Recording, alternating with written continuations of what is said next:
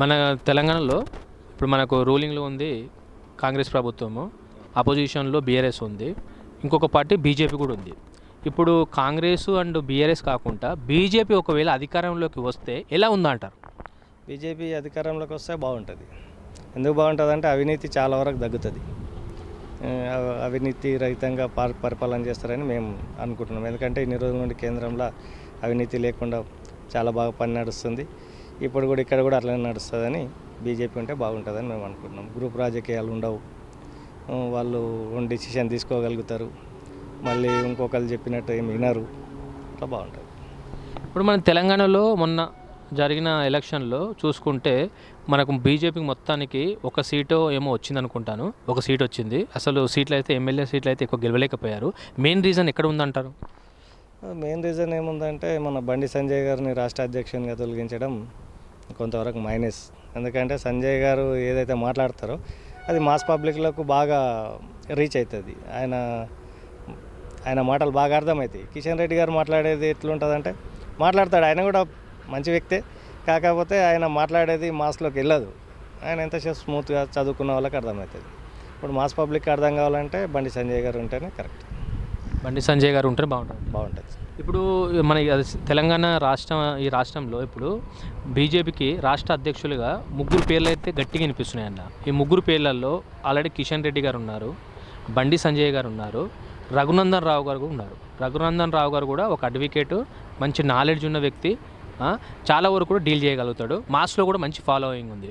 So Raghunandan Rao గారు కూడా రాష్ట్ర అధ్యక్షులుగా ఉంటే ఇంకా చాలా మంచి మెజారిటీ కూడా పొందవచ్చిన అవకాశం ఉందని చెప్పి కూడా పబ్లిక్ అంటున్నారు. దీనిపైన మీరేమంటారు? రఘునందన్ రావు గారి వాక్చాతుర్యం చాలా బాగుంటుంది, పబ్లిక్లో మంచిగా అర్థమవుతుంది. ఆయన కూడా బాగుంటాడు. రఘునందన్ రావు గారు కూడా బాగానే ఉంటాడు. సో ఇప్పుడు మీ బీజేపీ ఆయన స్పీచ్ బాగుంటుంది. రఘునందన్ రావు గారు ఏది మాట్లాడినా కరెక్ట్గా కరాఖండిగా మాట్లాడతాడు, స్పష్టంగా మాట్లాడతాడు, అందరికి అర్థమయ్యే విధంగా మాట్లాడతాడు. అలాగే బడ్జెట్ సమావేశాల టైంలో కూడా మన తెలంగాణకు ఫండ్ చాలా తక్కువగా వస్తుంటుంది. ఒకవేళ బీజేపీ ఇప్పుడు కేంద్రంలో ఉంది, స్టేట్లో కూడా బీజేపీ ఉంటే తెలంగాణకు కూడా ఫండ్ ఎక్కువ వచ్చే అవకాశం ఉందంటారా? ఖచ్చితంగా ఉంటుంది కదా. రెండు ఒకే పార్టీ గవర్నమెంట్లో ఉన్నప్పుడు ఖచ్చితంగా రావడానికి అవకాశాలు ఎక్కువగానే ఉంటాయి. మరి ఎక్కువగానే అవకాశాలు ఉన్నప్పుడు మరి ప్రజలు ఎందుకు దాని మీద ఆలోచన అనేది లేకుండా పోయింది? ఆలోచన లేకుండా పోయిందంటే మాస్ పబ్లిక్లో బీజేపీ అంటే పూర్తిగా అవగాహన లేదు. కొంతవరకు చదువుకున్న వాళ్ళకే తెలుసు బీజేపీ అంటే ఏంది, బీజేపీ ఏం చేస్తుంది అనేది. ఇంకా గ్రౌండ్గా బీజేపీ వెళ్ళాల్సింది చాలా ఉంది, చాలా ప్రచారం చేసుకోవాల్సింది ఉంది. వాళ్ళు ఏం చేశారో చెప్పలేకపోతారు. సెంట్రల్ గవర్నమెంట్ నుండి వాళ్ళు ఏం చేస్తారు, ఎన్ని ఫండ్స్ ఇస్తారు, ఇచ్చే అన్నీ వస్తున్నాయి, కాకపోతే అవి అందరికీ తెలియట్లేదు. ఇప్పుడు రేషన్ వస్తుంది, రేషన్ ఎవరు ఇస్తారంటే స్టేట్ గవర్నమెంట్ అని అందరూ అనుకుంటారు. అందులో సెంటర్ది ఎంత ఉంది, స్టేట్ది ఎంత ఉంది ఎవరికి తెలియదు. ఇంతవరకు ఏమనుకుంటారంటే మనకు సెంట్రల్లో బీజేపీ ఉంటే చాలే, స్టేట్లో మనకు అవసరం లేదు అన్న ఉద్దేశంలో ఉన్నారు. దాన్ని మార్చాలి.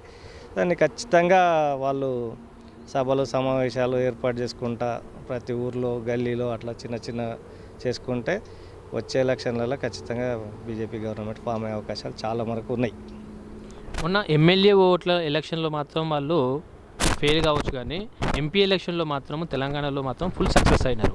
8 సీట్లు గెలిచారు. 8 సీట్లు గెలిచిన వీళ్ళు ఎమ్మెల్యే దాంట్లో మాత్రం ఫ్లాప్ అవ్వడానికి మెయిన్ రీజన్ ఎక్కడ ఉండొచ్చు అంటారు మీరు?